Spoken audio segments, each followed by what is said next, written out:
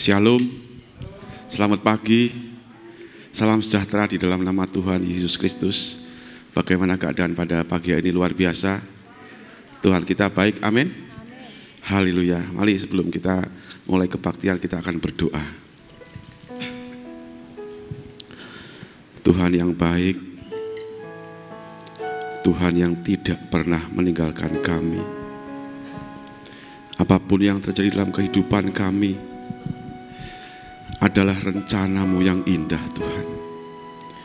Kami selalu mengucap syukur, kami selalu memuji Engkau, kami selalu menyembah Engkau, karena Engkau luar biasa dalam kehidupan kami. Engkau tidak pernah meninggalkan kami. Walaupun keadaan dunia ini semakin jahat, semakin tidak baik, tetapi Engkau tetap tidak pernah meninggalkan kami. Karena itu Tuhan, kami ingin merespon kebaikan pada pagi hari ini. Kami ingin menyembah-Mu dengan sungguh-sungguh. Kami ingin memuji-Mu dengan sungguh-sungguh. Karena Engkau bertahta di atas pujian kami, Tuhan. Terima kasih Tuhan Yesus. Terima kasih Bapa di surga. Terima kasih Roh Kudus. Berilah jemaat-Mu yang datang di tempat ini dengan roh yang sukacita, yang damai sejahtera di padamu, supaya mereka dapat menikmati hadirat-Mu Tuhan. Kalau ada salah-salah kami, ada dosa-dosa kami Bapa, Engkau akan ampuni Tuhan. Karena hanya Engkau yang bisa mengampuni segala dosa-dosa kami. Dan mulai saat ini kami akan bertobat, akan seturut dengan firman-Mu Bapa. Terima kasih Yesus, terima kasih. Kami serahkan semua ke dalam tangan-Mu Tuhan. Engkau yang akan memimpin kami dari awal sampai akhirnya kebaktian ini Tuhan. Di dalam nama Tuhan Yesus Kristus. Haleluya, haleluya. Terima kasih Tuhan. Terima kasih.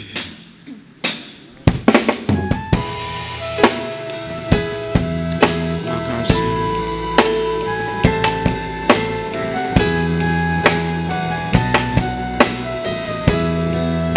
Haleluya.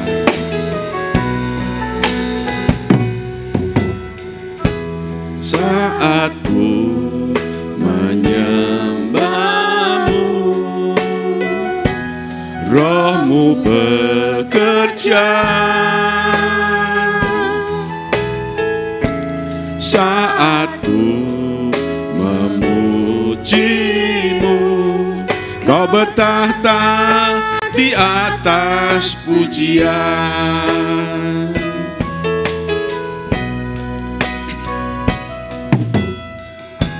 Saat ku menyembah-Mu, amin. Terima kasih. Terima kasih Tuhan. Saat ku memuji-Mu, Kau bertahta di atas pujian. Ku angkat hatiku,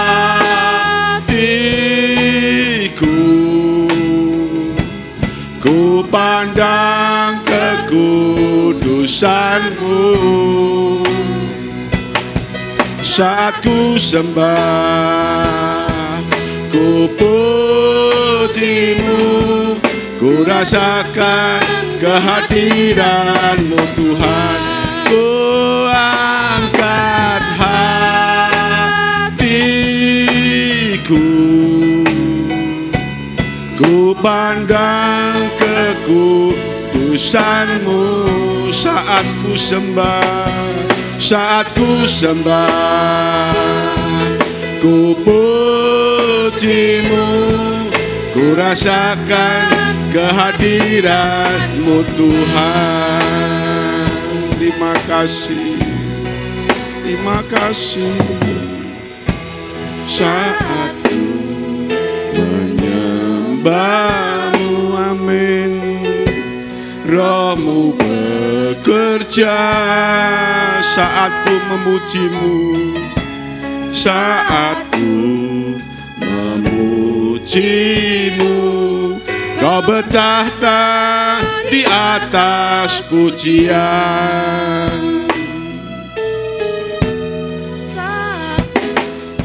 Menyembahmu, Rohmu bekerja. Saat ku memujimu, Kau bertahta di atas pujianku. Mari kita sama-sama berdiri, saudara. Kita sama-sama berdiri. Ku pandang kekudusan-Mu,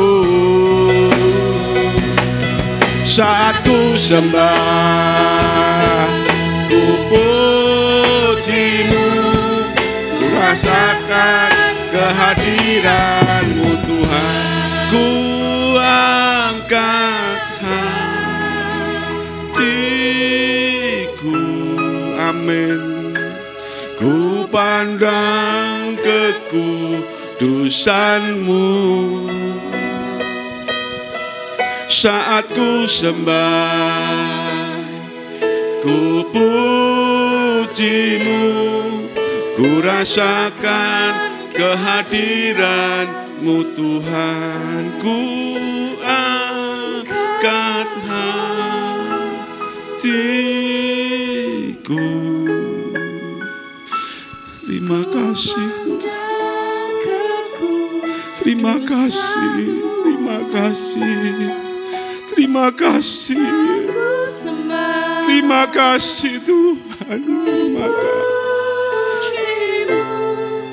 Ku rasakan kehadiran-Mu Tuhan. Ku angkat hatiku.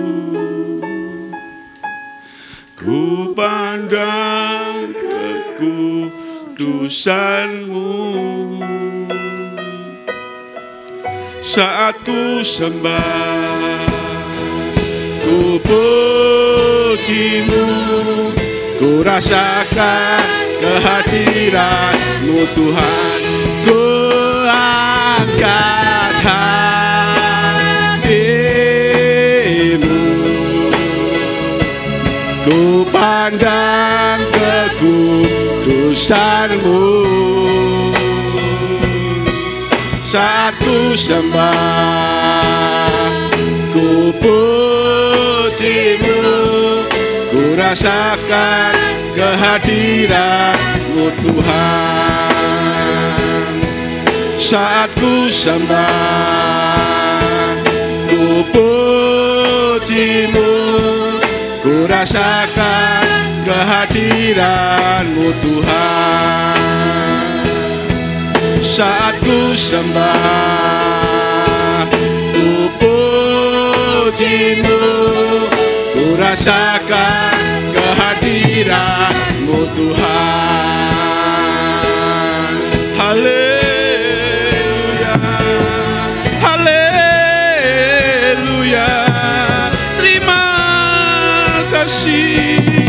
Terima kasih Tuhan. Ku rasakan hadirat-Mu, ku rasakan saat ini Engkau ada di tempat ini. Yesus, Yesus, terima kasih Tuhan. Engkau hadir di tempat ini, Engkau ada di tempat ini. Sesuatu terjadi Tuhan. Kami berubah,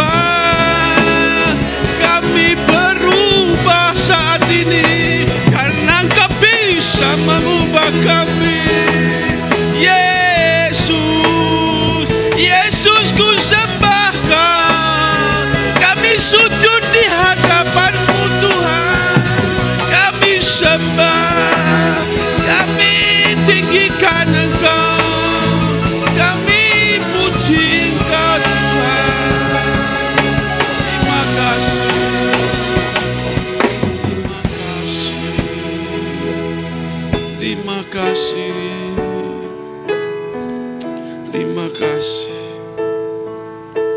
Terima kasih Tuhan.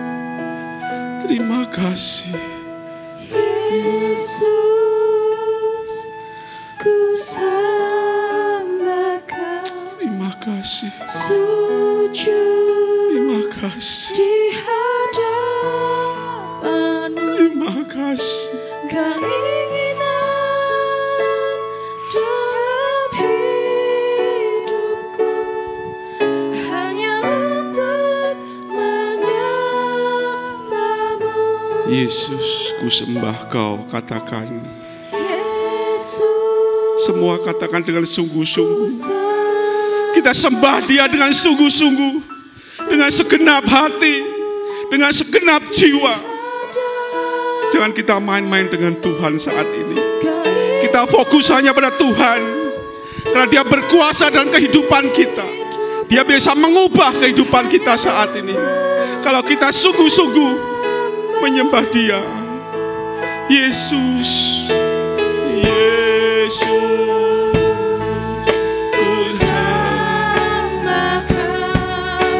sujud di hadapan-Mu, keinginan dalam hidupku hanya untuk Yesus, Yesus.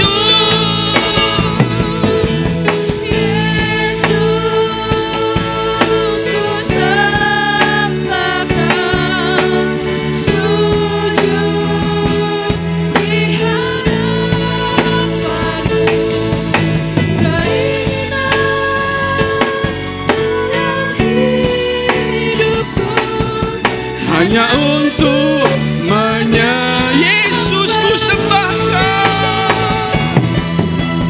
Yesus,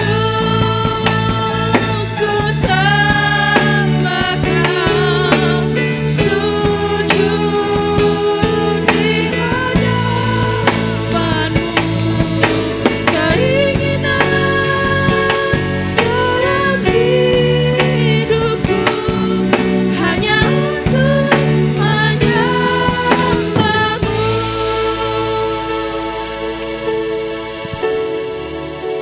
Mari kita merenungkan sejenak.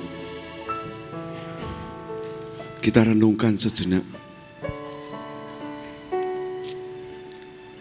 Apakah keinginan kita dalam hidup ini?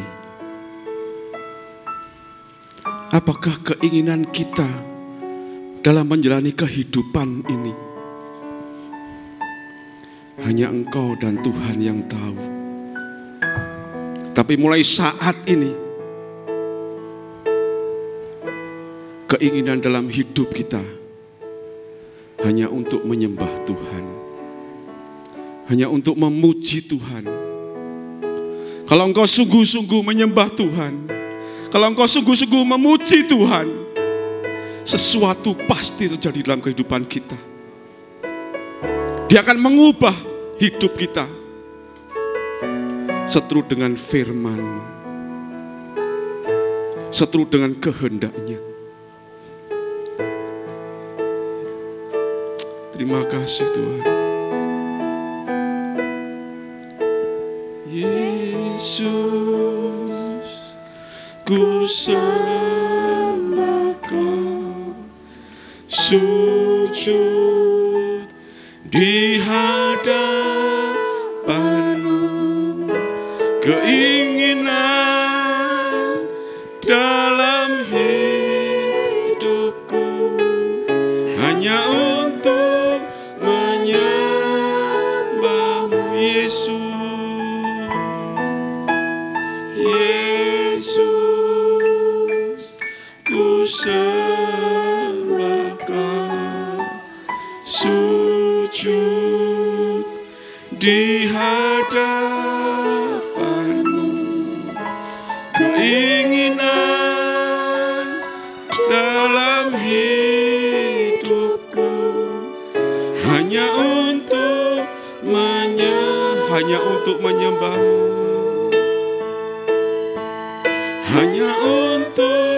menyembah-Mu,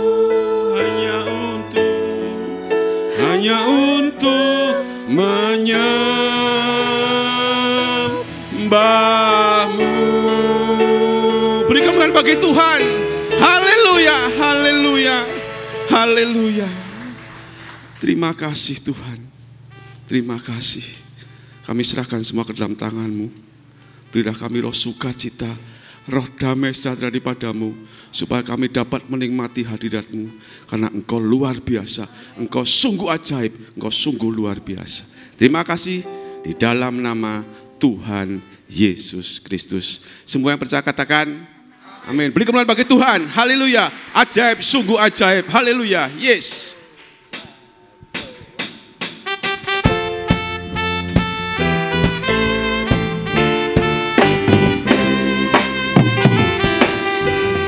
Ajaib, sungguh ajaib, kuasanya bagiku. Amin.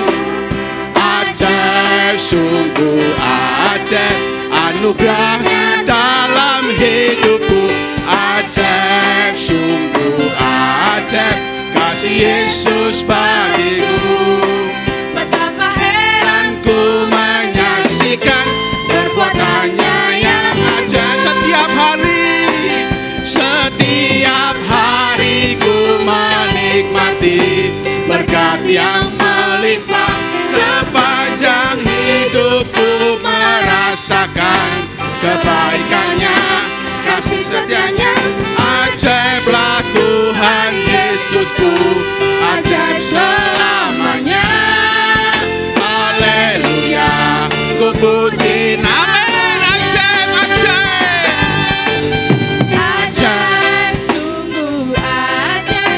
Kuasanya bagi ajaib, ajaib, ajaib, sungguh ajaib, anugerahnya dalam hidupku. Ajaib, sungguh ajaib, kasih Yesus bagiku. Betapa heran ku menyaksikan perbuatannya yang ajaib. Setiap hari ku menikmati berkat yang melimpah. Sepanjang hidupku merasakan kebaikannya, kasih setianya. Ajaiblah Tuhan Yesusku, ajaib selamanya. Haleluya, ku puji namanya. Haleluya. Saudara, saya lihat dari sini banyak kita yang tidak semangat untuk memuji Tuhan. Ya, Tuhan kita sudah ajaib. Amin. Kita harus merasakan keajaiban Tuhan. Kenapa saudara? Kita diberkati setiap hari. Amin. Kalau kita diberkati setiap hari, mari kita merespon kebaikan Tuhan. Kita bersuka cita saat ini, bergembira. Amin. Karena Tuhan kita ajaib. Amin. Haleluya. Ajaib, sungguh ajaib. Haleluya. Semua tepuk tangan, ayo kita bersuka cita. Hanya untuk Tuhan. Amin. Haleluya. Ajaib. Semua katakan ajaib, sungguh ajaib. Kuasanya bagiku. Amin. Ajaib, sungguh ajaib, anugerahnya dalam hidupku. Ajaib, sungguh ajaib, kasih Yesus bagiku. Betapa heran ku menyaksikan perbuatannya yang ajaib. Haleluya. Setiap hari ku menikmati berkat yang melimpah. Sepanjang hidupku merasakan kebaikannya, kasih setianya.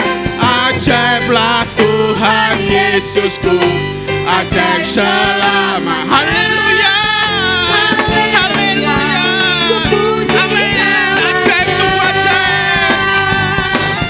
Ajaib, sungguh ajaib, kuasanya bagiku. Amin. Ajaib, sungguh ajaib. Sungguh ajaib, anugerahnya dalam hidupku. Ajaib, sungguh ajaib, kasih Yesus bagiku. Betapa heran ku menyaksikan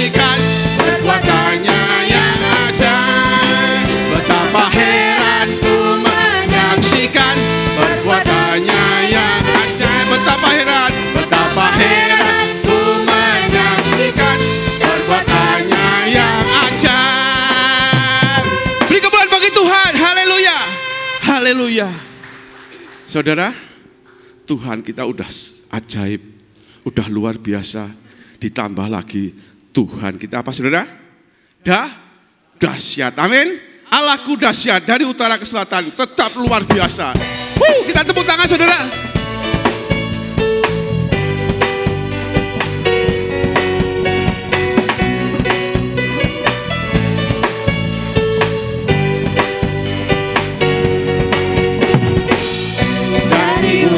Ke selatan, terdengar pujian bagi Allah. Dari barat sampai ke timur, nama Yesus disanjung tinggi. Dari pulau-pulau, lembah-lembah, gunung-gunung yang tinggi. Amin. Kemuliaannya disaksikan, kebesarannya diceritakan. Yesus, Yesus, nama Yesus disanjung tinggi. Dari pulau-pulau, lembah-lembah, gunung. Allahku dahsyat, yes, kau katakan.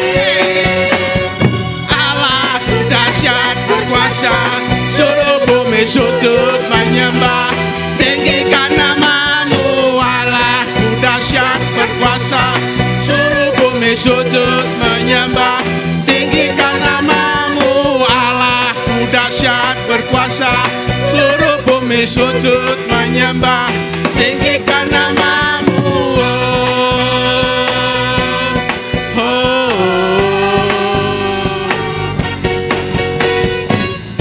Dari utara ke selatan, terdengar pujian bagi Allah.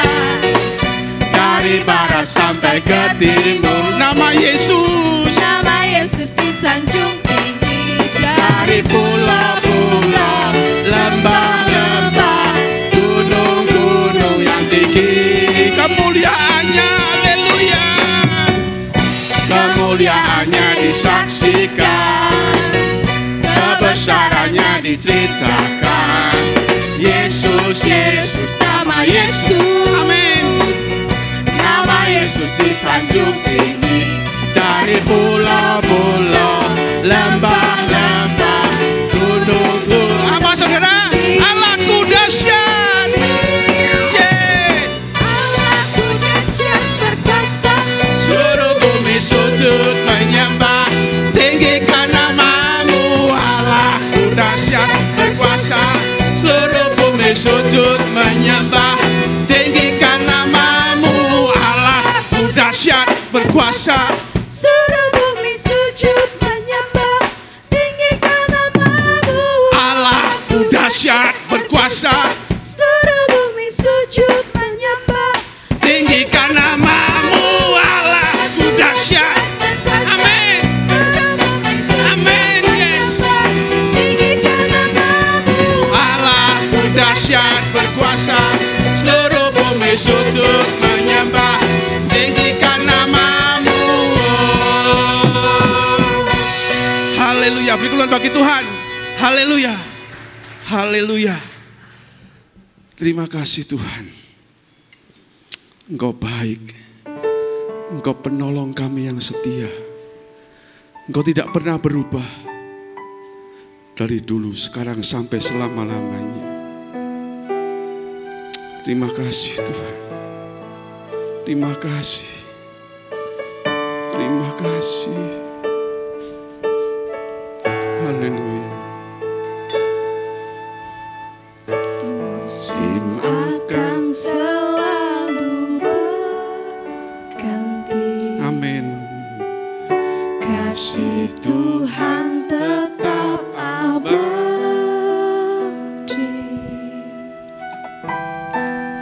tak akan berubah sampai selamanya. Ku tetap percaya.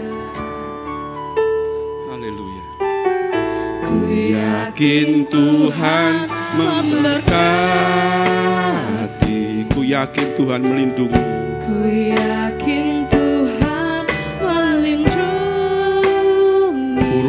Saudara, Tuhan pelihara burung di udara, Tuhan pelihara karena kasih. Tuhan selalu menolongku. Tuhan selalu menolongku, selalu menjagaku. Sehelai di rambutku tak akan terjatuh Tanpa seizinmu, Tuhan selalu menolongku. Tuhan selalu menolongku, selalu menjagaku. Dia mengenyangkanku dan peliharaku seumur hidupku. Jemaat saja, puji ini musim akan selalu berganti. Jemaat saja, katakan dengan sungguh-sungguh.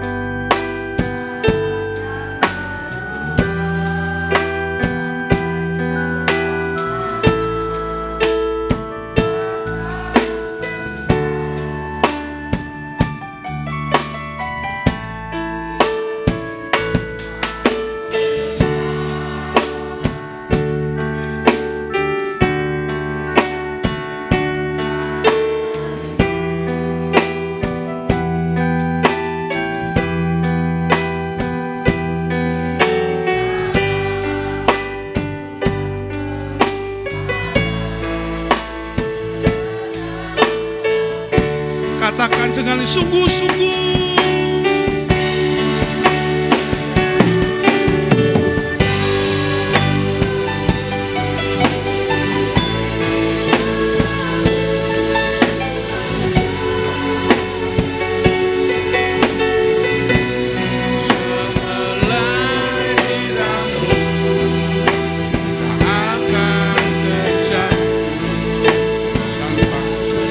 Kita angkat tangan kita tinggi-tinggi. Tuhan selalu menolongku.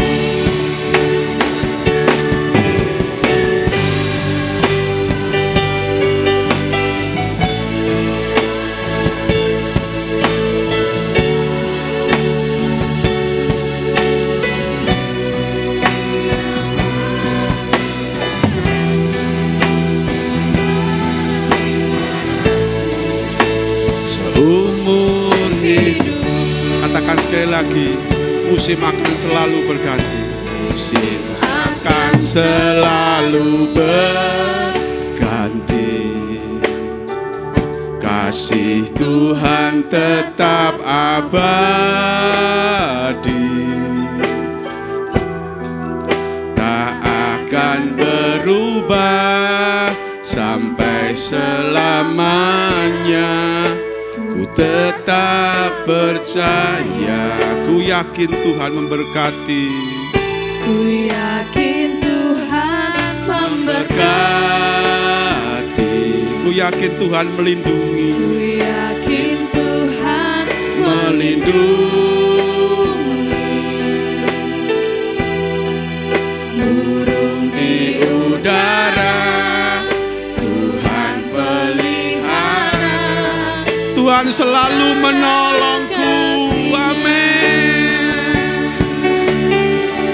Tuhan selalu menolongku, selalu menjagaku. Sehelai di rambutku, sehelai di rambutku, tak akan terjatuh tanpa seizinmu. Tuhan selalu menolongku. Tuhan selalu menolong, selalu menjagaku.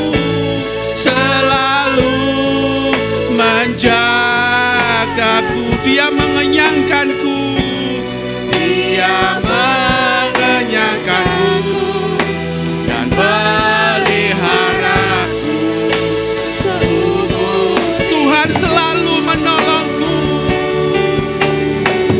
Tuhan selalu menolongku, selalu menjagaku. Sehelai di rambutku tak akan terjatuh tanpa seizinku. Tuhan selalu menolongku. Tuhan selalu menolongku, Selalu menjagaku. Sehelai di rambutku tak akan terjatuh tanpa seizinku. Tuhan selalu menolongku, selalu menjagaku.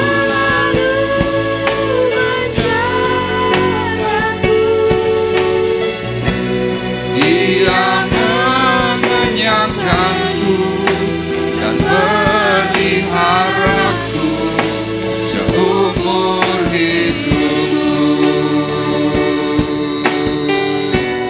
Dia mengenyangkanku dan peliharaku seumur hidupku. Terima kasih.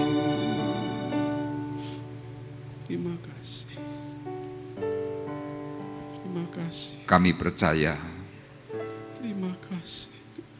Engkau adalah pribadi yang amat sangat baik bagi kami. Amin. Amin. Pemeliharaanmu ajaib, Amin. Amin. pertolonganmu besar, Amin. Amin. kasihmu nyata bagi Amin. kami. Amin. Terima kasih. Saat kami datang beribadah kepada Tuhan, Terima kasih Tuhan. kami belajar mengucapkan syukur, Amin. Terima kasih. belajar mengucapkan terima kasih kami, Terima kasih Tuhan. Terima kasih. karena Tuhan sudah memberikan kami kekuatan kemampuan. Terima kasih. Bahkan di masa-masa yang paling sulit, Terima kasih. Tuhan tetap ada bagi kami. Amin. Tuhan beri kami terus anugerah pengertian, sehingga kami setia. Amin. Ajari kami untuk semakin memahami, Amin. untuk kami berkenan di hadapan Tuhan. Amin. Berbicaralah secara khusus pagi hari ini kepada kami semuanya. Amin. Melalui kebenaran firman-Mu, beri kami urapan terlebih dahulu untuk hamba-Mu, untuk seluruh sidang jemaat yang hadir, dengan kuasa dari tempat maha tinggi Roh Kudus Terima kasih. yang menaungi. Terima kasih. Terima kasih Bapa di surga, Terima kasih. untuk kesempatan dan waktu yang terbaik untuk kami boleh memuji, mempermuliakan nama-Mu. Dan tiba saatnya sekarang kami mau duduk diam untuk menerima anugerah perkataan firman Tuhan. Terima kasih, di dalam nama Tuhan Yesus Kristus kami sudah berdoa dan mengucapkan syukur kami. Dan kita semua yang siap diberkati oleh Tuhan bersama-sama berkata, Amin. amin. Puji Tuhan, dipersilahkan duduk. Shalom. Haleluya. Baik, hari ini kita akan kembali mempelajari akan perkataan firman Tuhan, ya, khotbah berseri di dalam kitab 1 Samuel. Dan hari ini kita memasuki pasalnya yang ke-9. Nah, seperti kita tahu bahwa kehidupan manusia, kita sebagai manusia yang hidup itu, setiap langkah, setiap apa yang kita lakukan itu ditentukan oleh Tuhan. Jadi kalau Tuhan mau memberikan kepada kita hari ini apa, itulah penentuan yang Tuhan nyatakan. Nah, saya mau berkata bahwa hidup yang kita alami ini adalah anugerah. Jadi ketika Bapak Ibu, saya dan saudara mengalami berkat, itu anugerah. Mungkin ketika saudara juga mengalami permasalahan pergumulan, mengalami masa-masa sulit, itu pun saya berkata adalah anugerah. Kenapa? Karena Tuhan melimpahkan banyak hal. Bahkan orang-orang yang tidak mengenal Tuhan pun Tuhan beri anugerah. Jadi bukan hanya kita sebagai orang-orang percaya, kemudian kita yang mendapatkan khusus anugerah. Tidak, tetapi semua orang mendapatkan anugerah. Nah, sewaktu anugerah Tuhan itu berlimpah, kasih karunia Tuhan itu mungkin luar biasa dalam hidup. Kadang ada kelemahan manusia yang membuat manusia itu pada akhirnya jatuh. Yaitu apa? Merasa bahwa kekuatan, kejayaan yang kita miliki itu adalah kekuatan pribadi. Makanya di sini saya tuliskan, tetapi sayang, banyak manusia itu melupakan Tuhan di kala jaya. Waktu susah mungkin ingat Tuhan terus, tapi waktu hidup berkelimpahan, ada kejayaan, materi berlimpah, kadang kita lupa. Padahal kalau kita belajar dari perkataan firman Tuhan, rasa limpah atau jayanya manusia itu hanya rasa mencicipi. Nah, kita akan lihat sebentar dalam Ibrani pasal 6 ayatnya yang keempat, Bapak Ibu perhatikan. Ya, di teks LCD yang tampil itu sudah saya jelaskan atau sudah saya tampilkan. Di sini dikatakan demikian. Sebab mereka yang pernah diterangi hatinya, yang pernah mengecap karunia surgawi, dan yang pernah mendapat bagian dalam Roh Kudus. Bapak Ibu perhatikan kata-kata ini.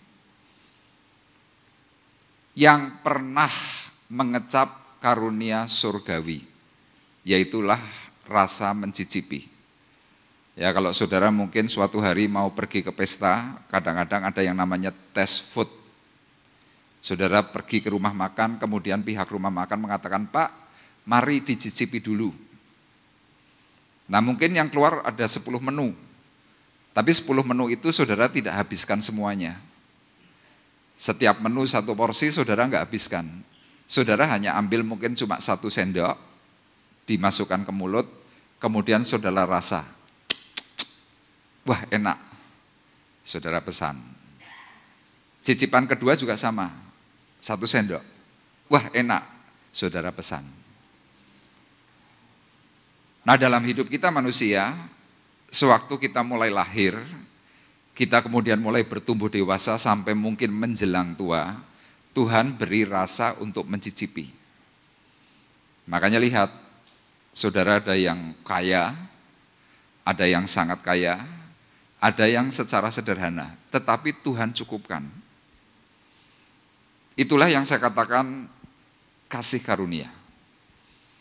Makanya hari ini kita mau bersama-sama belajar bagaimana supaya rasa mencicipi itu bisa langgeng sampai pada akhirnya. Ya, keinginan kita kalau bisa jangan sampai kita punya masalah, kalau bisa kita jangan sampai jatuh. Nah, ada hal-hal yang Tuhan ajarkan. Untuk itu kita bersama-sama melihat di dalam kitab Mazmur pasal 75 ayat 7 dan ayat yang ke-8.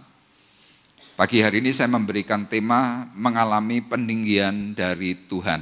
Ya, sekali lagi tema kita adalah mengalami peninggian dari Tuhan.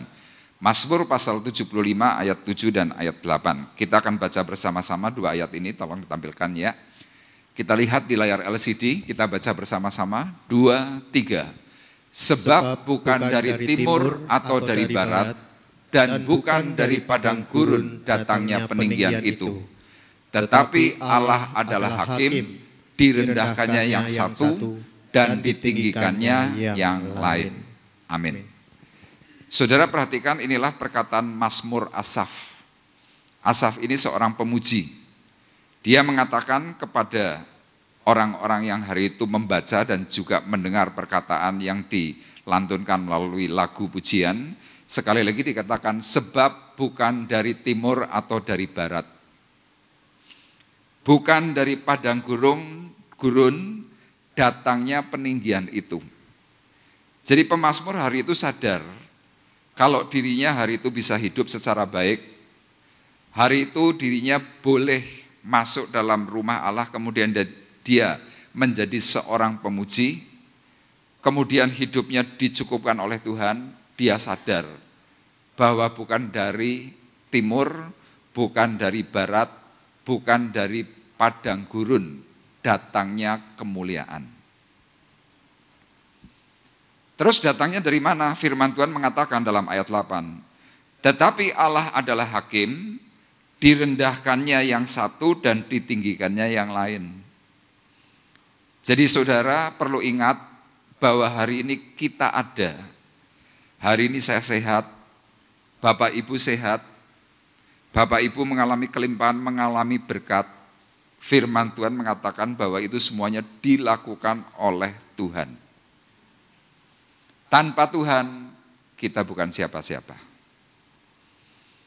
Nah, kadang Tuhan bisa membuktikan, kalau engkau hari ini merasa hebat, Tuhan akan turunkan derajat itu. Makanya firman ini berkata apa? Direndahkannya yang satu. Nah, kadang kita direndahkan mungkin melalui apa? Sakit. Kita hari ini tidak diberi sakit yang macam-macam. Tuhan kadang sekarang ini loh hanya izinkan yang namanya sakit flu. Hidungnya mungkin sedikit meler, ya keluar ingus, cair, kemudian tenggorokannya agak sedikit sakit. Saudara sudah bingungnya minta ampun. Tuhan gak kasih yang berat-berat. Tuhan beri yang ringan-ringan. Kita sudah kelimpungan. Pakai masker mungkin double 2, ada double 3. Teman-temanmu langsung berkata, minggir, sudah aku. Saudara ditolak. Kemudian kalau ada yang masih nekat, kadang-kadang Tuhan izinkan apa? Terkapar. Tuhan gak bicara terlalu banyak hari ini. Tapi dengan urusan-urusan yang simple, kita disadarkan. Tanpa Tuhan, aku tidak punya kekuatan. Nah kadang kalau ini mungkin masih bisa ditahan, hari ini Tuhan izinkan, perutmu bisa punya masalah. Makanya kalau Bapak Ibu perhatikan, yang namanya virus Omikron, menyerangnya mulai dari hidung, tenggorokan, sakit kepala, ini masih bisa ditahan, perutmu sakit. Kalau perutmu sudah sakit, saudara nggak bisa makan, saudara pasti jungkel, terkapar. Sebenarnya ini untuk apa? Untuk mengingatkan bahwa segala sesuatu yang hari ini kita bisa nikmati itu adalah anugerah. Anugerah semata. Makanya kalau hari ini kita bisa ditinggikan oleh Tuhan, kita mengalami peninggian, saya sangat berharap, yuk kita ingat itu secara baik. Saya beberapa hari yang lalu, dengan full time di sini besuk seseorang. Ketika besuk, orang ini langsung nangis. Ketemu kami itu langsung nangis. Langsung berkata apa? Pak, saya kangen ibadah. Wah, dia ceritakan semuanya. Dia ceritakan dahulu bagaimana hebatnya dia. Tapi hari ini lemah. Kemudian dia mulai mereview setiap kesalahan detail-detail yang dulu pernah dia lakukan. Diceritakan sambil nangis. Kami pun yang mendengar itu juga nangis. Kenapa? Kasihan. Orang ini sampai bilang, lah iya saya yang sakit aja rindu ibadah. Tapi kenapa ya teman-teman saya kok malah malas ibadah? Mungkin belum merasakan ya Pak Arif. Saya jawab, inilah kerinduan saya. Saya bertahun-tahun, saya bilang sama orang ini, saya kalau khotbah itu ngotot. Mungkin Bapak Ibu merasa bosen, merasa jemu dengan khotbah yang saya sampaikan. Ya 3 poin, rata-rata 1 jam. Kadang mungkin pembicaraannya adalah hal-hal yang sama. Iya, kita belum butuh, kita merasakan apa? Membosankan. Tapi coba seperti rekan kita ini. Hari ini dia berkata, aku butuh Tuhan. Aku sekarang sadar. Bahkan dia berani bercerita, Pak, saya dulu nggak mau bayar perpuluhan. Saya tanya, lah kenapa? Ya karena saya berpikiran, wong gereja sudah kaya, ngapain saya bayar perpuluhan. Mendengar kata-kata itu saya tuh apa? Terharu. Kadang kita seringkali menjadi orang-orang yang terlambat menyadari kapan waktu kita sedang direndahkan. Makanya ayat ini mengingatkan kepada kita, Allah adalah hakim, direndahkannya yang satu dan ditinggikannya yang lain. Kapan seseorang itu butuh Tuhan? Waktu dalam posisi rendah. Makanya ada sebuah ilustrasi. Air itu akan turun ke tempat yang rendah. Sama, anugerah Tuhan itu akan diturunkan kepada orang-orang yang rendah hati. Nah, hari ini kita mau bersama-sama belajar dari eksposisi 1 Samuel pasal 9 ayat 1 sampai dengan ayat yang ke-27, tetapi kita akan mengambil sampai ayat yang ke-17. Ini menceritakan tentang kehidupan Saul, bagaimana dia bisa diangkat tinggi oleh Tuhan dari orang biasa sampai pada akhirnya dia bisa menjadi seorang raja. Dan kurun waktu pemerintahannya cukup lumayan. Nah, tujuan firman Tuhan hari ini adalah kita mau memiliki sikap hati yang benar. Ya, sikap hati kita harus benar. Sehingga Tuhan akan memperhatikan setiap aspek hidup kita dan kemudian kita bisa dimuliakan. Ya, kita akan bersama-sama belajar 1 Samuel pasal yang ke-9 ayat 1 sampai dengan 27. Dan pembacaan kita yang pertama di dalam 1 Samuel pasal 10 ayat 1. Nanti akan dibacakan oleh Saudara Arif. 1 Samuel pasal 10 ayat 1. 1 Samuel pasal yang ke-10 ayat yang ke-1. Lalu Samuel mengambil buli-buli berisi minyak, dituangkannyalah ke atas kepala Saul, diciumnyalah dia sambil berkata, bukankah Tuhan telah mengurapi engkau menjadi raja atas umatnya Israel? Engkau akan memegang tampuk pemerintahan atas umat Tuhan, dan engkau akan menyelamatkannya dari tangan musuh-musuh di sekitarnya. Inilah tandanya bagimu, bahwa Tuhan telah mengurapi engkau menjadi raja atas miliknya sendiri. Amin. Nah, saudara perhatikan, inilah satu peristiwa yang hebat, peristiwa yang besar. Saul sebagai seorang yang biasa, tetapi tiba-tiba dia bisa dipilih oleh Tuhan. Bisa diangkat oleh Tuhan untuk menjadi orang yang mewakili Tuhan memerintah Israel. Sekali lagi ayat ini berkata, lalu Samuel mengambil buli-buli berisi minyak, dituangkannyalah ke atas kepala Saul, diciumnyalah dia sambil berkata, bukankah Tuhan telah mengurapi engkau menjadi raja atas umatnya Israel? Engkau akan memegang tampuk pemerintahan atas umat Tuhan, dan engkau akan menyelamatkannya dari tangan musuh di sekitarnya. Inilah tandanya bagimu bahwa Tuhan telah mengurapi engkau menjadi raja atas miliknya sendiri. Nah, tanda yang diterima oleh Saul hari itu tiba-tiba dia bisa kepenuhan seperti seorang nabi. Roh Kudus turun atasnya, hari itu ada sekelompok nabi yang datang untuk sedang menuju ke Bait Allah. Disitulah tiba-tiba Saul itu ketularan, mengalami sesuatu yang dahsyat dari Tuhan. Tapi Saul bukan nabi. Dia punya karunia nabi tetapi bukan nabi. Jadi beda. Ya, kenabian dengan karunia nabi itu beda. Nah, hari itu ketika Saul sedang mengalami segala sesuatu yang hebat, dia tuh terperangah. Dia terkaget-kaget. Kok bisa ya? Nah, pada waktu Saul berpikir bahwa kok bisa seperti ini, di situ ada review. Kenapa itu bisa terjadi? Nah, saya waktu membaca pasal 10, kemudian saya mulai berbalik ke pasal 9. Saya mencoba melihat, kenapa ya Saul kok bisa ditinggikan oleh Tuhan? Sama cerita firman Tuhan ini mau memberikan kepada kita sebuah isyarat. Kalau Bapak Ibu sebagai seorang yang mau ya merespon setiap perkataan Tuhan dan kemudian dalam hatimu saudara berkata, Tuhan, aku juga mau ditinggikan. Tuhan, aku mau ngikuti seperti apa yang Saul alami hari itu. Nah, nanti saudara baca ayat 1 sampai dengan ayat 27 dari 1 Samuel pasal 9. Saya akan kupas, tidak saya baca semuanya. Bagaimana kita ini bisa mengalami peninggian dari Tuhan? Hal yang pertama, di dalam 1 Samuel pasal 9 ayatnya yang ketiga, saya akan bacakan buat Bapak Ibu.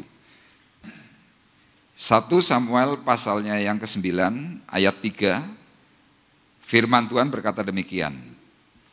Kis ayah Saul itu kehilangan keledai-keledai betinanya, sebab itu berkatalah Kis kepada Saul, anaknya, ambillah salah seorang bujang, bersiaplah dan pergilah mencari keledai-keledai itu.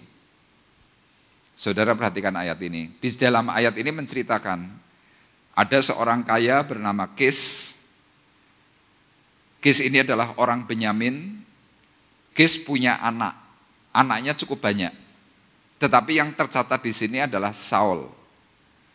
Nah, kata Saul ini artinya apa? Yang diminta, yang didoakan. Itu arti kata Saul.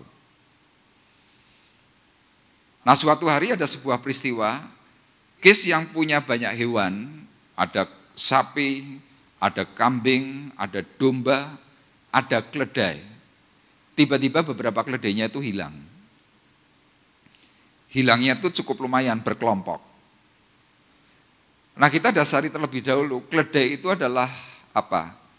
Binatang yang kurang berharga di Timur Tengah, kurang. Kenapa? Karena keledai itu adalah binatang bodoh.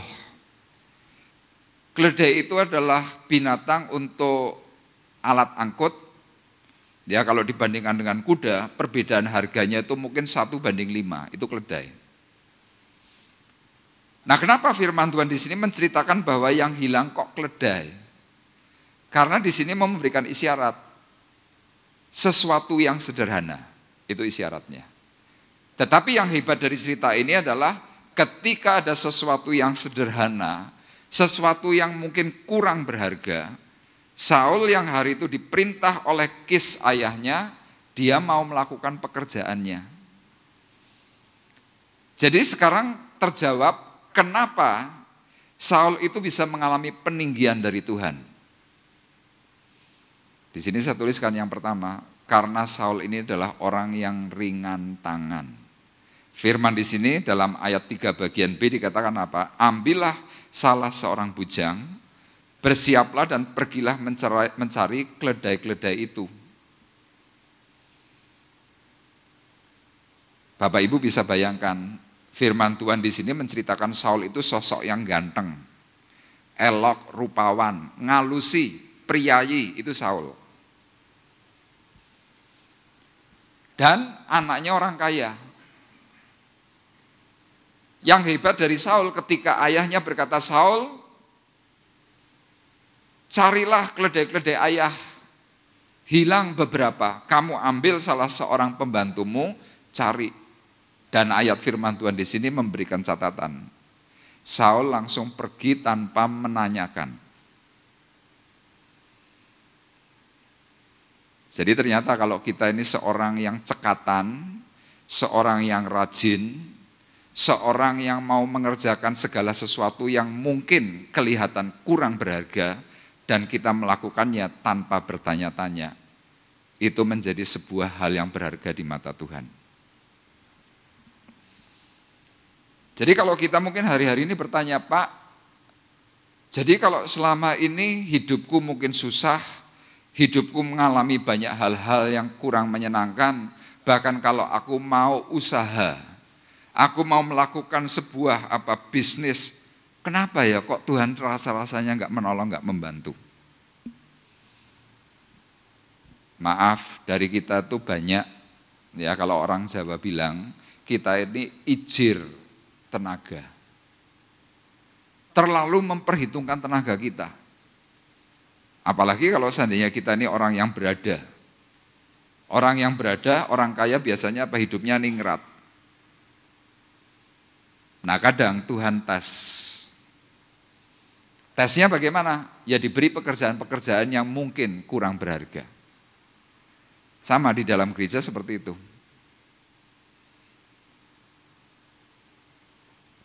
Di dalam gereja itu ada kolektan, ada penerima tamu, ada pelayan mimbar. Di Semarang pernah suatu hari ada seorang yang kaya minta tugas kepada Om Bekti. Om, saya ditugaskan untuk menjadi pelayan mimbar, saya mau Om. Om Bekti langsung memerintahkan kepada bagian yang mengkoordinir. Dan jadilah dia seorang kolektan. Nah di gereja Semarang, gereja yang cukup besar, ya dengan kurang lebih bangku, 4.500 bangku, 2 lantai. Orang ini diharuskan membawa kantong kolekte keliling dari bangku ke bangku. Sambil nyodorkan, dan biasanya kalau seorang pelayan mimbar atau pelayan kolektan, waktu menyodorkan kan biasanya pasti bungkuk-bungkuk. Hari itu tugasnya diterima. Tapi besoknya dia ketemu dengan Om Bekti dengan marah-marah. Om mau menghina saya ya katanya. Om Bekti tanya, loh maaf saya menghina Bapak itu dalam bidang apa?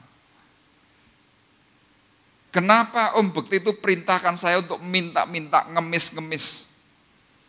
Kira-kira seperti itu. Om Bekti dengan tenang memberikan penjelasan. Saya tidak ngajari Bapak untuk jadi pengemis, tidak. Tetapi melalui pelayanan kita ini sedang merendahkan hati. Nah banyak orang tidak bisa memiliki hati hamba. Sama minggu yang lalu saya jelaskan, kenapa banyak orang lelah?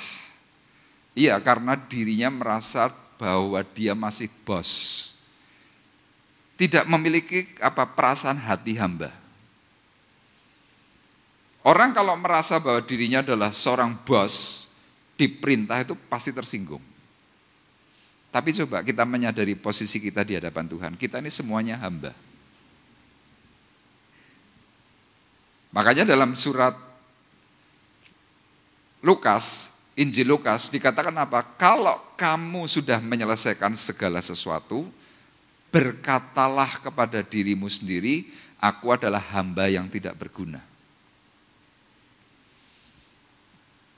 Nah di hadapan Tuhan, kalau kita mau melakukan segala sesuatu pekerjaan seperti halnya Saul hari itu, dia ringan tangan, meskipun bos, meskipun ganteng, meskipun ngalusi, meskipun priayi, mencari sesuatu yang kurang berharga yaitu keledai-keledai.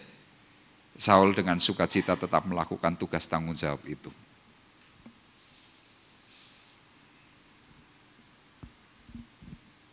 Loh kenapa Saul mau melakukan itu? Saya percaya suku Benyamin adalah suku yang diajar oleh nenek moyangnya untuk apa? Belajar menjadi seorang penyembah. Menjadi seorang yang menghormati perkataan-perkataan Tuhan. Sama dalam hidup kita sebagai orang-orang yang hari ini sudah beribadah, sudah rajin, sudah mengikuti banyak pelajaran tentang kerohanian. Harusnya kita memiliki kerendahan hati. Nah tanda seorang yang memiliki kerendahan hati itu apa? Ya tidak ngumbar tentang apa yang dimiliki, tentang apa yang bisa dilakukan. Saudara mungkin akan tanya, di dalam 1 Samuel pasal 10 ayat 16, Bapak Ibu perhatikan.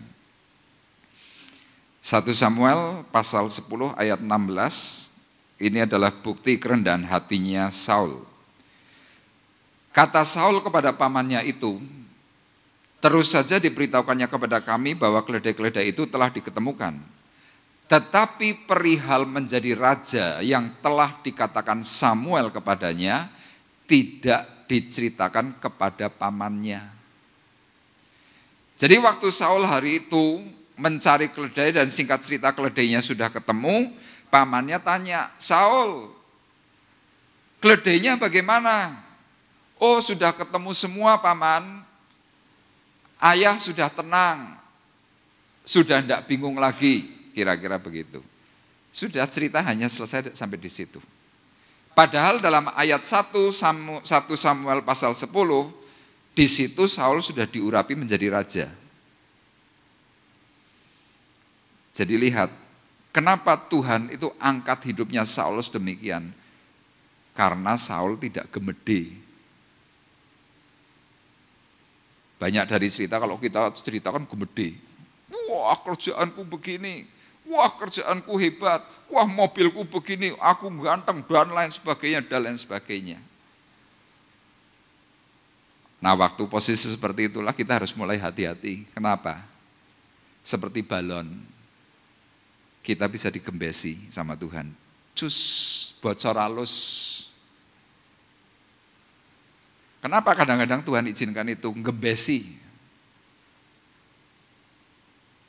Supaya manusia sadar, lihat kamu bocor, ya kalau bocor halus itu kan nggak langsung habis, nggak langsung jos gitu kan, enggak. Tapi pelan-pelan,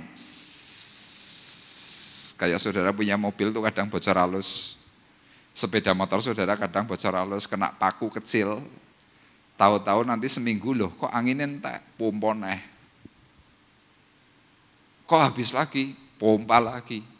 Sesudah diteliti, oh ada pakunya kecil. Sama kadang-kadang kita ngalami bocor halus. Ngerti-ngerti harta kita habis. Kejayaan kita ngerti-ngerti melempem. Kesehatan kita merosot. Kita tanya, salahku apa?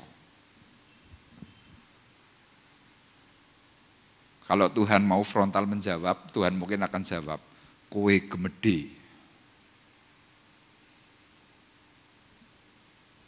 Hari itu Saul dengan segala kerendahan hatinya, dia tidak ceritakan bahwa dirinya sudah jadi raja.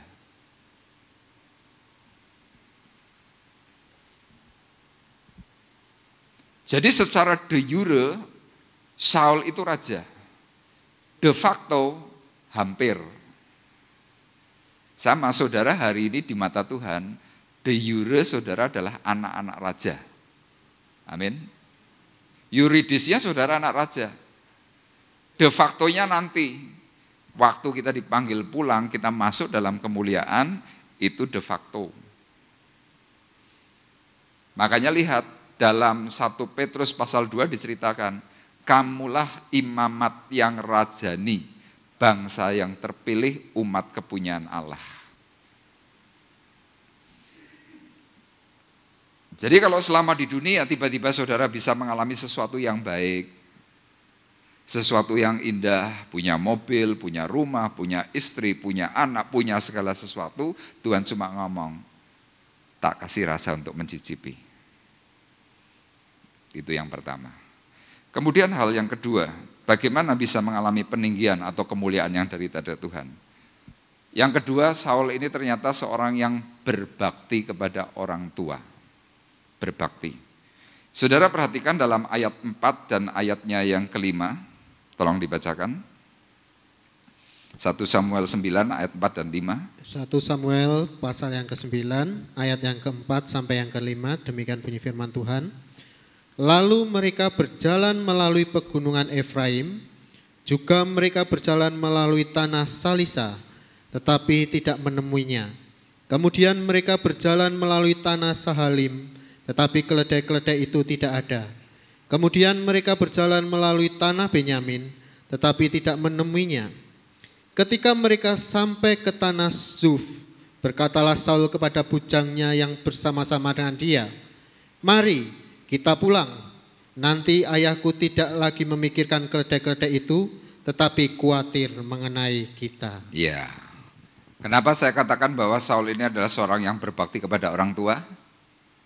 Karena dalam ayat 4 dan ayat 5 di sini diceritakan Saul hari itu bersama bujangnya sudah mencari keledai-keledai itu sampai ke beberapa tempat. Jaraknya cukup lumayan jauh. Tapi keledainya enggak ketemu. Dan dalam ayat 5 itulah kemudian Saul berkata kepada bujangnya, mari kita pulang. Nanti ayahku tidak lagi memikirkan keledai-keledai itu, tetapi khawatir mengenai kita. Jadi saya mau katakan seorang anak yang baik itu akan memberikan yang namanya rasa tenang kepada bapaknya. Jadi kalau kita sebagai anak, ya kita semuanya pernah jadi anak. Saya pun hari ini masih punya status anak, karena saya masih punya mamah, sudah enggak punya papa. Sama saudara yang hari ini masih muda, komplit masih punya mamah dan papa. Kalau engkau ingin hidupmu diberkati, ditinggikan oleh Tuhan, caranya gimana? Berbakti. Saudara akan tanya, berbakti kepada Tuhan, kepada orang tua itu yang gimana? Uhau kepada orang tua itu gimana? Apakah munduk-munduk kepada orang tua? Tidak. Tetapi seperti kata firman Tuhan di sini, tidak memberikan rasa khawatir. Jadi ketika kita sebagai seorang anak memberikan rasa khawatir kepada orang tua kita, itu akan menjadi sebuah tanda tanya besar di hadapan Tuhan. Kenapa? Karena firman Tuhan jelas berkata, hormatilah kedua orang tuamu seperti engkau menghormati Tuhan Allahmu, supaya lanjut umurmu di bumi ini. Saudara boleh review. Kenapa kadang-kadang kita ini kok ngalami kesulitan hidup? Saudara boleh cek. Coba dicek mulai dari masa mudamu. Ada anak, ada orang-orang tertentu terlalu membebani pikiran orang tua. Masalah terus. Problem terus. Anak berkata, lumrah, wong nom yang modelnya begini. Saya berkata tidak lumrah kalau sampai seperti itu. Ada loh orang tua yang sampai stres, sampai nangis-nangis, sampai akhirnya malah mati bunuh diri gara-gara anak-anaknya ada. Dan saya berani pastikan, kalau ada anak yang sampai modelnya begitu membebani pikiran orang tua, nanti boleh dicek. Kelanjutan masa hidupnya yang ada pasti masalah, dan masalah. Dan saya banyak melihat itu. Kemudian apalagi ciri-ciri orang yang mau berbakti kepada orang tua? Tidak merongrong dengan beban harta.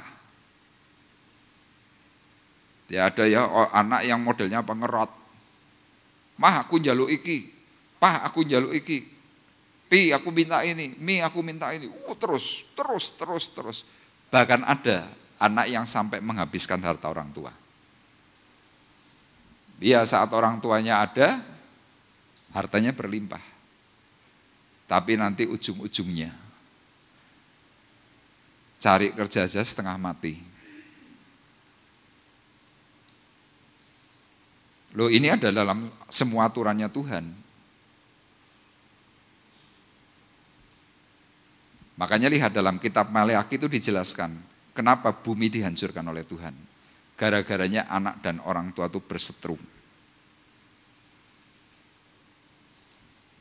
Nah penghujung akhir zaman seperti kita yang kita hidup hari ini, masa itu mulai masuk.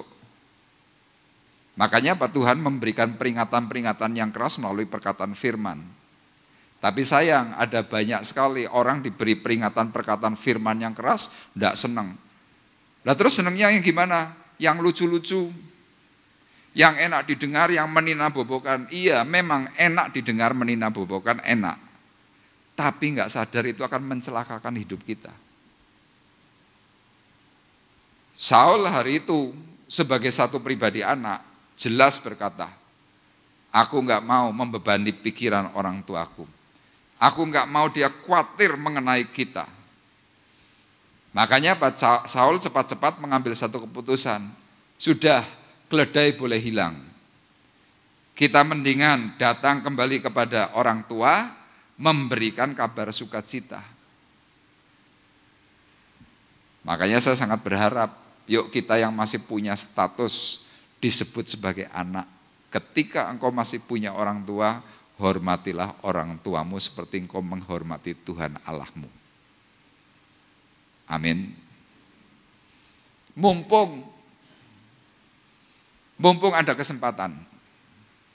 Kenapa saya katakan mumpung ada kesempatan? Iya, karena kadang kita nggak punya kesempatan.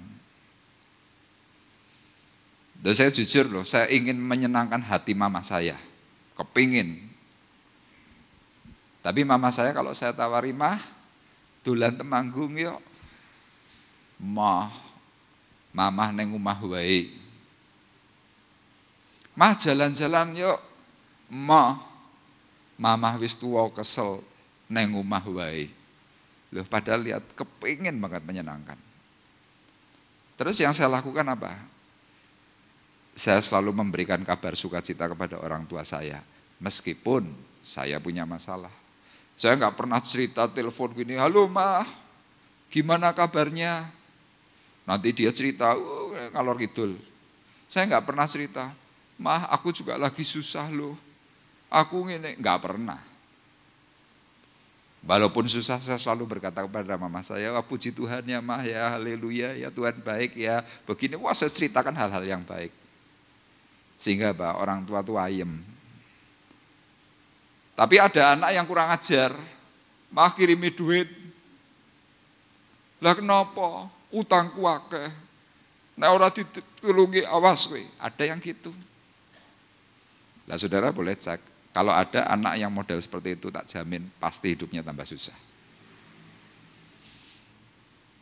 Nah ternyata apa yang dilakukan oleh Saul dengan segala sesuatu aspek yang dia kerjakan, itu di mata Tuhan itu dicatat secara baik.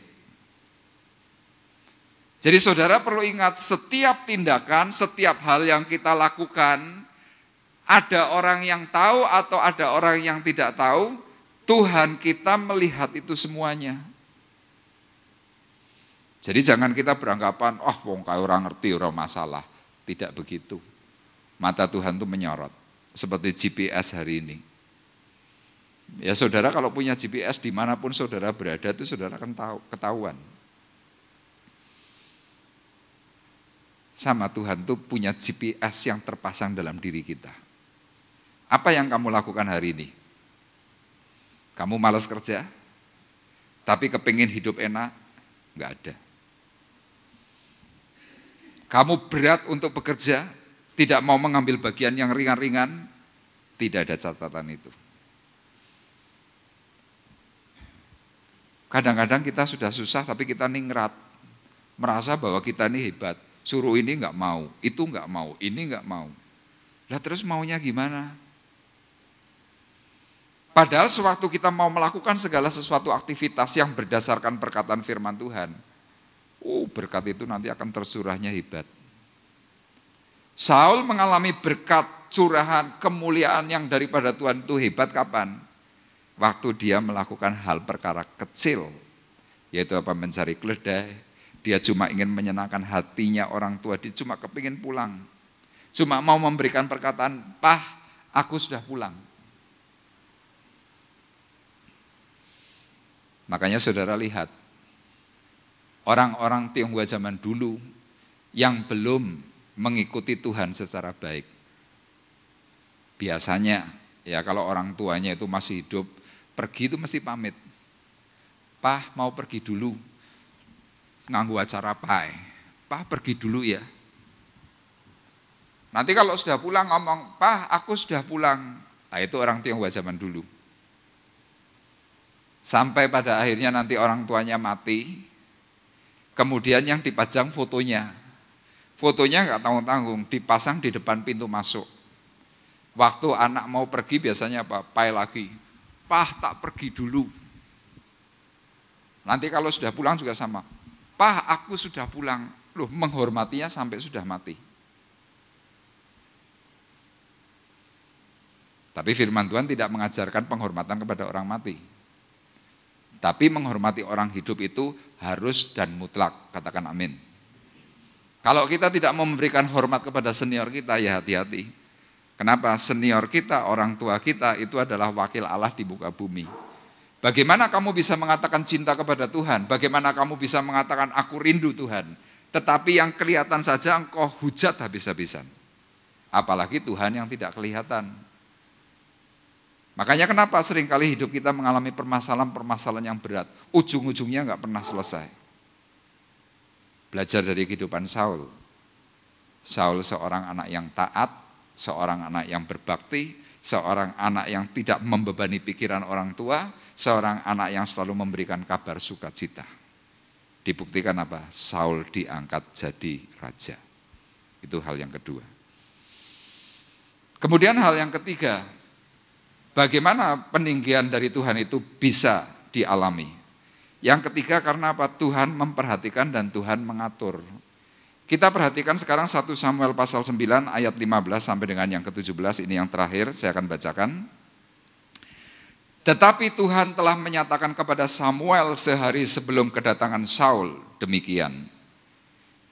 Besok kira-kira waktu ini aku akan menyuruh kepadamu seorang laki-laki dari tanah Benyamin.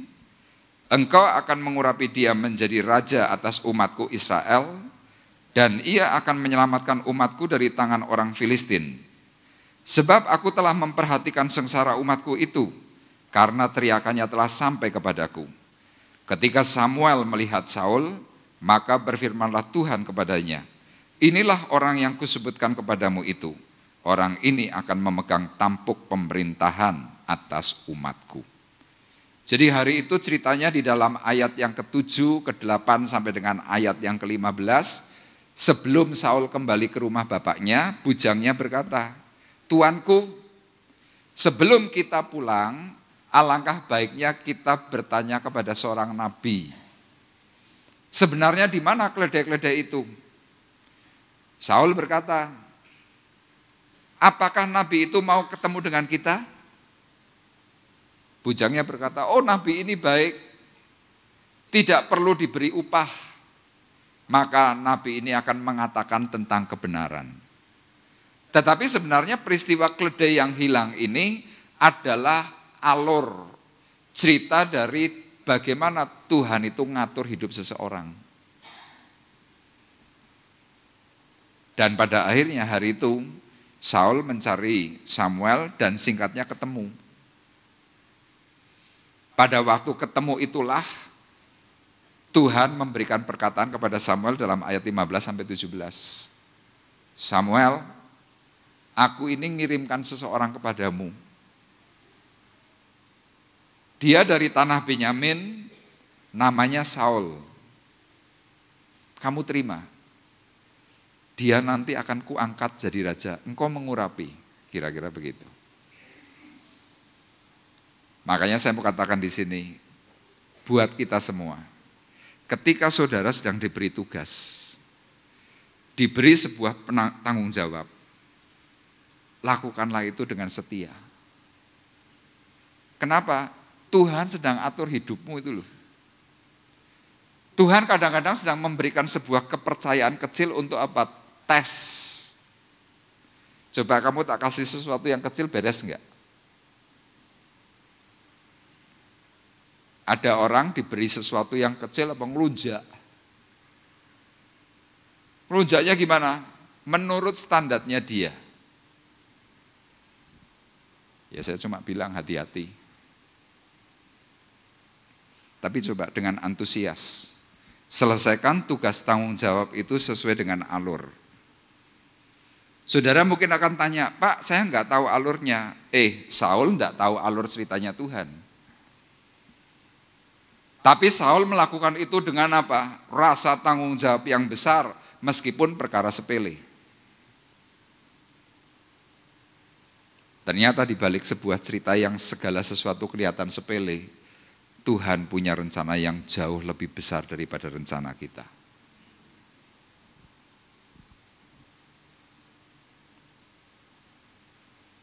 Makanya saya mau sampaikan, ada orang yang mempertanyakan hidup saya. Pak Arif, Semarang, Temanggung, Semarang, Temanggung, Temanggung, Semarang, Temanggung, Semarang, Semarang, Temanggung, apa enggak capek? Saya jawab, kalau secara fisik pikiran saya berkata saya capek. Lah kalau capek kok dilakukan terus Pak? Iya, saya sedang melakukan tugas yang Tuhan embankan. Saya enggak pernah tahu nanti saya berikutnya mau jadi apa, saya enggak tahu.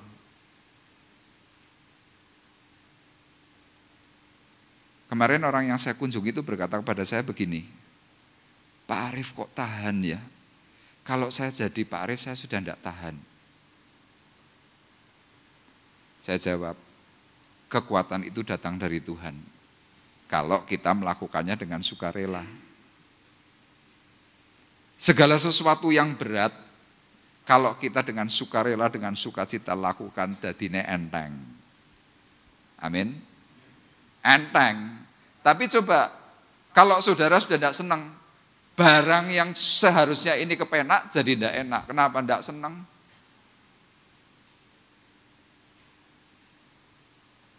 Saul melakukan itu dengan sukarela, dengan sukacita. Meskipun barang yang sedang dicari itu barang tidak berharga. Di dalam pemandangan Tuhan, Tuhan langsung catat. Orang ini bisa aku pakai. Untuk apa? Diberi kepercayaan yang lebih besar. Ya tidak ada segala sesuatu tiba-tiba besar gitu, enggak ada. Tapi dari hal yang kecil. Dari hal yang kecil. Paulus mengatakan dalam 1 Korintus 2 ayat 9, demikian perkataan firman Tuhan. Tetapi seperti ada tertulis, apa yang tidak pernah dilihat oleh mata dan tidak pernah didengar oleh telinga, yang tidak pernah timbul di dalam hati manusia. Semua yang disediakan Allah untuk mereka yang mengasihi Dia. Jadi saudara ingat, saudara melakukan tugas apapun, pekerjaan apapun, saudara tidak usah mikir berapa upahnya, apa yang nanti akan aku terima, nggak usah dipikir itu. Tuhan berkata, apa yang tidak pernah dilihat oleh mata, apa yang tidak pernah didengar oleh telinga, apa yang tidak pernah timbul di dalam hati manusia, artinya apa yang tidak pernah kau pikirkan, semuanya itu akan disediakan Allah untuk mereka yang mengasihi Dia. Saudara tahu ada sebuah perusahaan besar namanya Oyo, itu operator hotel. Operator hotel itu hari ini punya 43.000 cabang di seluruh dunia. Siapa pemiliknya? Pemiliknya orang yang hari ini baru berusia 29 tahun. Orang ini adalah orang India. Apakah dahulu dia kaya? Tidak. Dia dulu sangat miskin. Mau kuliah nggak bisa karena nggak punya biaya. Tapi orang ini pinter.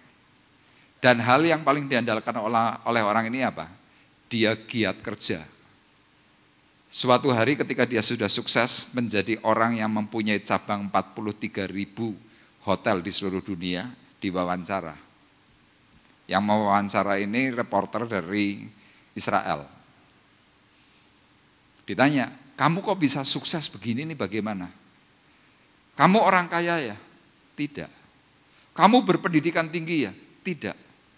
Terus kenapa kamu di usia 29 bisa sudah sangat kaya? Hartanya berapa ratus triliun? Dia bilang, saya ini orang miskin. Yang saya hari itu lakukan adalah saya cuma bisa berpikir, bagaimana saya bisa menyelesaikan masalah. Jadi apapun saya kerjakan, orang tua saya miskin, saya kepingin kuliah tetapi saya tidak bisa kuliah. Terus akhirnya bagaimana? Hari itu saya kerja dan kemudian saya dipecat. Terus nganggur. Nah pada waktu nganggur itulah dia mencari. Dia berkeliling mencari sesuatu yang bisa dikerjakan. Ketemulah satu hotel tua yang tidak laku. Pemiliknya didatangi. Dengan percaya diri. Dia berkata, Tuan, bolehkah saya mengelola hotel yang Tuan miliki? Dan saya berani pastikan omsetnya akan meningkat sekian ratus kali. Si pemilik ini berkata, tapi kami tidak punya uang. Kalau kamu mau kerja silahkan, kerjakan sendiri. Dan singkat cerita, dikerjakan. Yang pertama kali diganti apa? Spraynya diganti. Ruangan semua disapu bersih. Lampu diberi pasang lampu yang terang. Kemudian mulai dikasih bunga-bunga biasa, dikasih di setiap pojok ruangan. Semuanya dibersihkan. Dalam waktu setengah tahun tiba-tiba hotel ini melejit. Pemiliknya terkagum-kagum. Dari satu peristiwa yang kecil, suara ini kemudian mulai apa? Terdengar di mana-mana. Dan singkat cerita dia mempunyai jaringan kecil, dimulai dari 5 pegawai. Dan hari ini dia punya harta ratusan triliun dengan cabang 43.000 cabang di seluruh dunia. Berdasarkan apa? Dia mau kerja. Dia tidak pikirkan uang, tidak pikirkan sukses, dia tidak pikirkan apapun.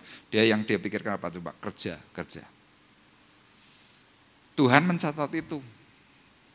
Loh kalau dia orang kaya gitu ya lumrah lah, ada modal. Ini enggak.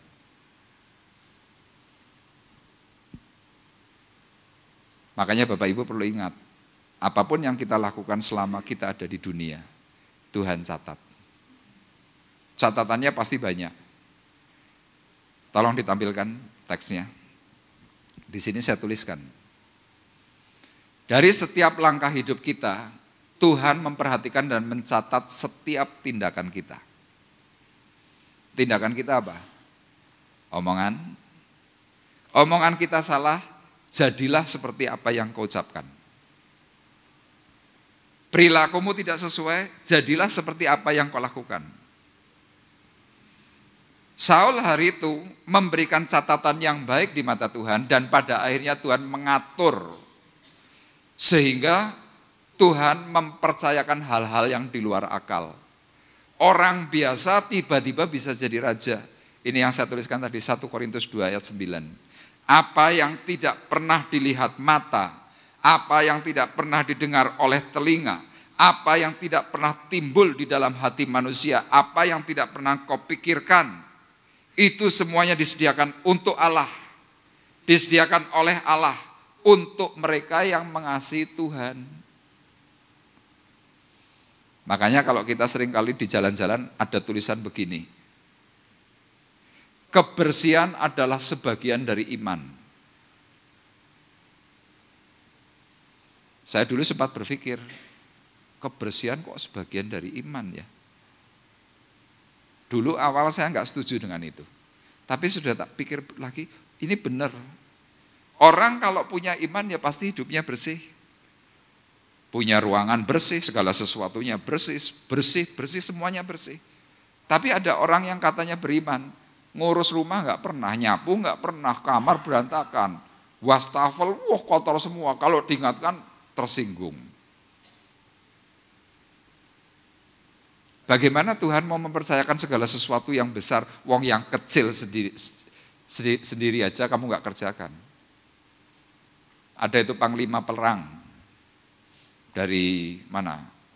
Amerika, saya lupa namanya. Dia pada waktu memberikan arahan kepada perwira-perwiranya, tentara-tentaranya yang di bawah, dia mengatakan kalau Anda ingin menjadi pahlawan dan kalau Anda ingin menjadi orang yang berbakti kepada negara, itu semua dimulai dari kamar tidurmu. Kalau engkau setiap kali bangun pagi engkau sudah membersihkan kamar tidur, spray dilipat, bantal ditata dan lain sebagainya, maka kamu bisa jadi pahlawan. Dari kita kan nggak lakukan itu.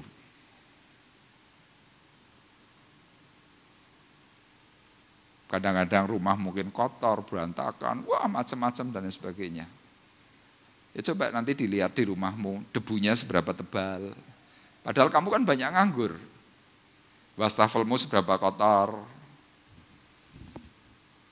Kadang kita menganggap, wah dudu bagianku, ya enggak apa-apa. Tapi jangan lupa, itu semuanya dicatat oleh Tuhan. Makanya yang terakhir tolong teksnya ditampilkan. Di situ saya tuliskan teks yang ketiga. Ya. Tadi Saul akhirnya dipercayakan hal-hal yang di luar akal. Untuk itu marilah kita perhatikan langkah hidupmu. 1 Timotius 4 ayat 15 dan ayat 16. Ini yang terakhir. Kita baca dan kita lihat. Perhatikanlah semuanya itu, hiduplah di dalamnya supaya kemajuanmu nyata kepada semua orang. Awasilah dirimu sendiri dan awasilah ajaranmu, bertekunlah dalam semuanya itu. Karena dengan berbuat demikian, engkau akan menyelamatkan dirimu dan semua orang yang mendengarkan engkau. Jadi ternyata kunci berkat itu sumbernya dari siapa? Dari pribadi. Kalau hidupmu ingin diberkati, kuncinya dari diri kita, bukan dari yang lain. Bukan dari bapakmu, bukan dari ibumu, bukan dari lingkunganmu.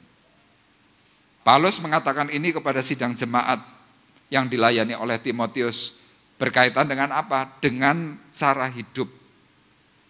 Makanya di sini dikatakan awasilah dirimu sendiri, awasilah ajaranmu. Saya tidak bisa mengawasi Bapak Ibu setiap hari. Bapak Ibu juga tidak bisa mengawasi saya setiap hari. Tetapi saya bisa mengawasi diri saya sendiri. Saya hari ini melakukan apa, saya bisa mengawasi. Saya hari ini ngomong apa, itu saya tahu. Paulus berkata, bertekunlah dalam semuanya itu. Bertekun dalam kebenaran. Kenapa? Karena dengan berbuat demikian, engkau akan menyelamatkan dirimu. Seperti tadi saya katakan, kapan kita bisa diberkati? Waktu perilaku hidup kita ini loh. Setiap hari yang dicatat oleh Tuhan, kita perhatikan dengan sesama. Dan ketika hidup kita diberkati, kita mengalami keselamatan. Orang yang melihat kita pun akan senang. Akhirnya apa? Orang lain pun juga diberkati. Makanya hari ini saya mau ingatkan sekali lagi kepada kita yang masih berstatus sebagai anak. Mumpung orang tuamu masih hidup, seneng ke orang tuamu. Jangan bikin pertentangan, jangan bikin hal-hal yang membuat hati sedih orang tuamu. Nanti jangan berkata, ora apa-apa, engkau nek mati papaku tak gawe bongpai sing paling larang. Saya berkata, percuma. Terlambat. Tuhan mengajarkan bagaimana hidupmu hari ini, bagaimana kelakuanmu, bagaimana engkau memperlakukan orang lain. Itu yang menjadi catatan berharga di mata Tuhan. Amin. Tuhan memberkati kita semuanya. Kita akan menaikkan pujian. Pujian ini adalah pujian yang cukup lama. Mari bersama-sama kita merenungkan sejenak. Mungkin ada konflik, ada pertentangan dalam batinmu, dalam hidup rumah tanggamu, dalam hubunganmu sebagai anak dan orang tua dan kepada anak. Kita mau bersama-sama menyadari bahwa hidup adalah anugerah. Ku ada sebagaimana ku ada, berdiri menghadap tahtamu Bapa. Semua karena anugerah-Mu yang telah selamatkanku. Ku hidup dalam segala kelimpahan, ku layak untuk melayani Tuhan. Semua karena anugerah-Mu tercurah bagiku. Besar anugerah-Mu, berlimpah kasih-Mu. Semakin hari semakin bertambah besar anugerah-Mu. Besar anugerah-Mu, berlimpah kasih-Mu. Semakin hari semakin bertambah besar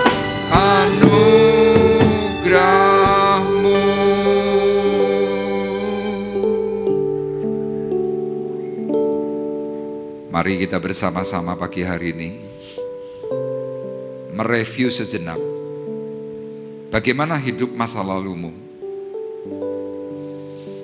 Engkau mungkin adalah orang-orang yang tidak secara khusus menyenangkan hati orang tuamu. Penuh pertentangan. Bahkan mungkin kau sampai hari ini benci kepada orang tuamu karena engkau diperlakukan tidak adil. Engkau merasa bahwa orang tuaku orang tua yang tidak adil, selalu ngata-ngatai aku, selalu menyalah-nyalahkan aku.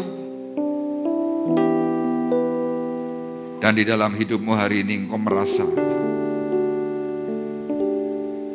tidak ada sesuatu yang baik. Dan hari ini pun mungkin kau berkata, kenapa Tuhan tidak memberkati hidupku?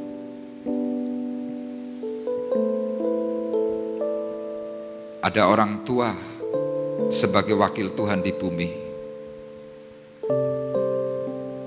Ada pendeta dalam gerejamu sebagai wakil Allah untuk menyuarakan kebenaran firman. Ada hamba-hamba Tuhan, ada orang-orang senior di sekitarmu. Tetapi engkau memandang rendah, engkau menganggap bahwa mereka bukan levelmu. Dan hari ini engkau mempunyai banyak pergumulan permasalahan. Ingat, segala sesuatu Tuhan mengatur, Tuhan mengarahkan. Bahwa hidupmu pun adalah hidup karena anugerah.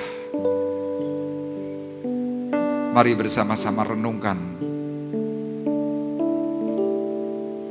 Ku ada sebagaimana ku ada, berdiri menghadap tahta-Mu Bapa. Semua karena anugerah-Mu yang telah selamatkanku. Ku hidup dalam segala kelimpahan, ku layak untuk melayani Tuhan. Semua karena anugerah-Mu tercurah bagiku. Besar anugerah-Mu, berlimpah kasih-Mu. Semakin hari semakin bertambah besar anugerah-Mu.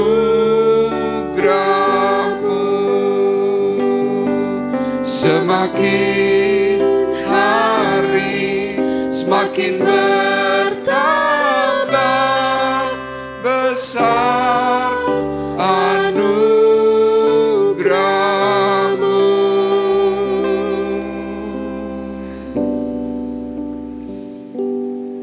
Tuhan, hari ini ketika kami bersama-sama mendengar suara firman-Mu,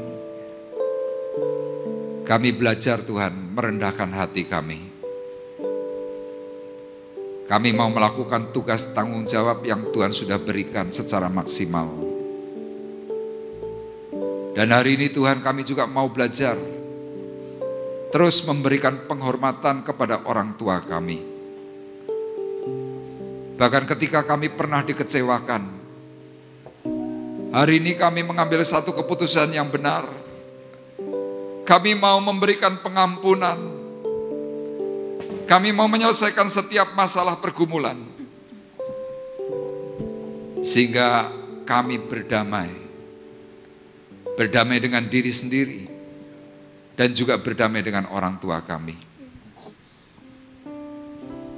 Kami percaya Tuhan ketika hati kami berkata, aku memberkati orang tuaku. Aku memberkati seniorku.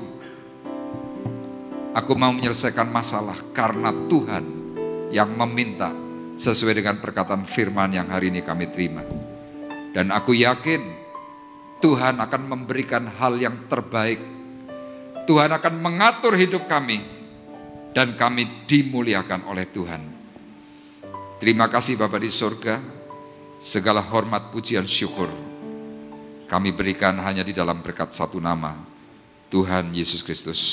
Dan kita yang diberkati oleh Tuhan bersama-sama berkata, amin. Tiba waktunya kita akan memberikan persembahan untuk petugas kolektan maju ke depan. Kita akan memberikan yang terbaik untuk Tuhan.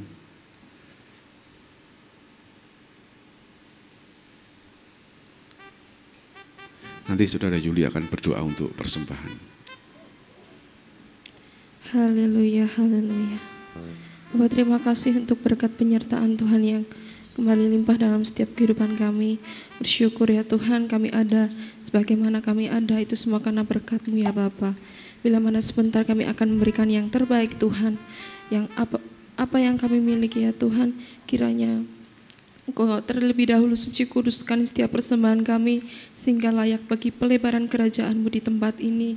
Engkau berkati imamat yang menjalankannya Bapa, Engkau berkati kehidupannya Bapa. Terima kasih Tuhan, Amin. terima kasih Yesus. Kami Amin. memberi dengan sukacita. Hai dalam nama Tuhan Yesus Kristus, Haleluya. kami serahkan doa kami. Haleluya. Amin. Amin. Ajaib, sungguh ajaib.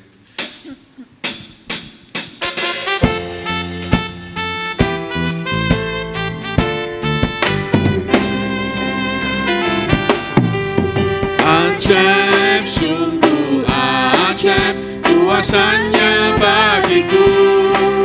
Ajaib, sungguh ajaib, anugerahnya dalam hidupku. Ajaib, sungguh ajaib, kasih Yesus bagiku. Betapa heran ku menyaksikan perbuatannya yang setiap hari. Setiap hari ku menikmati berkat yang melimpah. Sepanjang hidupku merasakan kebaikannya, kasih setianya. Ajaiblah Tuhan Yesusku, ajaib selamanya. Haleluya, ku puji namanya. Ajaib, sungguh ajaib, kuasanya bagiku. Ajaib, sungguh ajaib, anugerahnya dalam hidupku.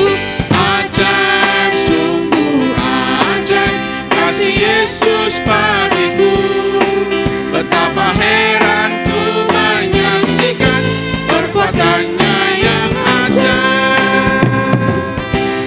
Terima kasih atas persembahan saudara. Tuhan Yesus memberkati kita semua. Amin. Kami serahkan ke Pak Arif.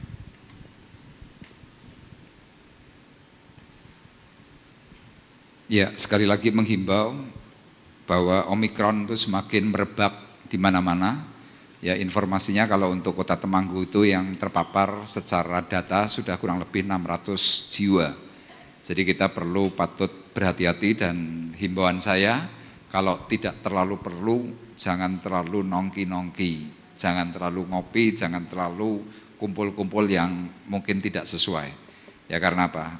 Tertular. Di Kota Semarang jauh lebih banyak. Ya jadi kita perlu berhati-hati, kita tetap jaga kesehatan, dan jangan lupa rajin ganti masker. Baik, demikian saja untuk pengumuman. Kita akan bersama-sama mengakhiri perjumpaan ibadah kita akan berdoa. Dan saya mengundang Bapak Ibu untuk bersama-sama bangkit berdiri, kita akan berdoa bersama-sama. Bapa di surga, sebelum kami berpisah, kami mengingat akan saudara kami yang mengalami sakit. Secara khusus Tuhan, untuk Bapak Hoking Hok di dalam kelemahan tubuh, kami mempercayakan Tuhan penghiburan yang datang daripadamu selalu meliputi akan anakmu ini.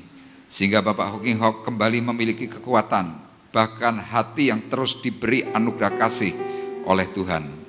Kami percaya melalui kekuatan daripada Tuhan, Bapak Hoking Hok bisa tetap memuji mempermuliakan nama Tuhan. Berdoa untuk saudari kami Milka, kiranya Engkau juga tolong Tuhan, supaya Engkau terus sempurnakan akan kesehatannya. Amin. Kami menyerahkan Milka dalam tangan kasih-Mu. Amin. Dan tidak lupa Tuhan, kami membawa akan Saudara Arif Adiwibowo yang juga masih mengalami kelemahan tubuh. Kiranya berkat anugerah kasih Bapa di surga turun bekerja melimpah atas Saudara kami Arif. Dan kami juga membawa Tuhan akan Bapak Ibu Suparwoto, supaya Engkau juga pulihkan kesehatannya secara maksimal. Amin. Kekuatan kesehatan yang Amin. daripada Tuhan membuat kesegaran tubuh jasmani. Amin. Terima kasih, dan kami membawa akan Ibu Partiah, membawa Tuhan akan Vanessa dan Mesia, Amin. supaya Engkau juga memberkati mereka semuanya, Amin. Amin. sehingga dipulihkan dan terus mengalami pembaharuan di dalam Tuhan. Kami pagi hari juga mengingat Tuhan akan anak-Mu Nathanael Fernando yang ada di Rumah Sakit Logorejo di Semarang. Kiranya kasih karunia Tuhan juga melimpah. Bahkan dalam hal sakit ini Tuhan, Engkau terus berbicara dalam hatinya, sehingga dia dipulihkan, dia mengalami pembaharuan dan mengalami kekuatan anugerah kasih Bapa di surga. Terima kasih, dan pagi hari ini kami juga berdoa Tuhan untuk Ibu Saragih yang masih ada di kota Jakarta. Kiranya Tuhan menolong, Tuhan juga memberkati. Tuhan sampaikan di kota Temanggung dengan selamat, tanpa kekurangan sesuatu apapun yang baik, untuk kembali dia memuji mempermuliakan nama Tuhan. Kami berdoa Tuhan untuk rekan-rekan kami yang tidak bisa hadir, mereka yang sakit, mereka yang berhalangan, mereka yang tidak bisa datang beribadah. Kiranya berkat kasih karunia Tuhan juga turun bekerja melimpah atas mereka semuanya. Terima kasih Bapa di surga, dan sebentar kami akan pulang, dan sekarang Tuhan kami mengangkat hati, mengangkat tangan kita di hadapan Tuhan. Pulanglah dengan membawa berkat, damai sejahtera Allah Bapa di surga. Pulanglah dengan membawa kasih karunia Tuhan Yesus Kristus. Di dalam persekutuan Roh Kudus, Tuhan memberkati engkau dan melindungi engkau. Tuhan menyinari engkau dengan wajahnya dan memberi engkau kasih karunia. Tuhan menghadapkan wajahnya kepadamu dan memberi engkau damai sejahtera. Mulai dari pagi hari ini sampai Maranatha datang yang kedua kali. Dalam berkat nama Tuhan Yesus Kristus, kami sudah berdoa dan mengucapkan syukur kami. Dan kita yang diberkati oleh Tuhan bersama-sama berkata, amin. Amin. Terima kasih Yesus, terima kasih Yesus, puji syukur hanya bagimu, ya Allahku, ya Tuhanku.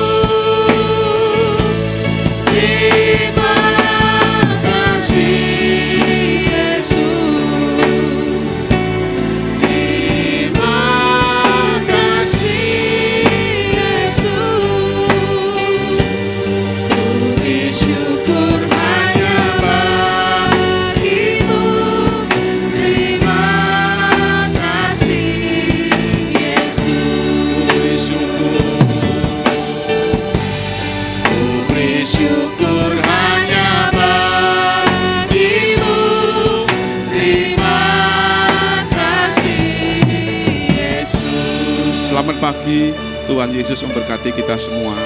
Amin.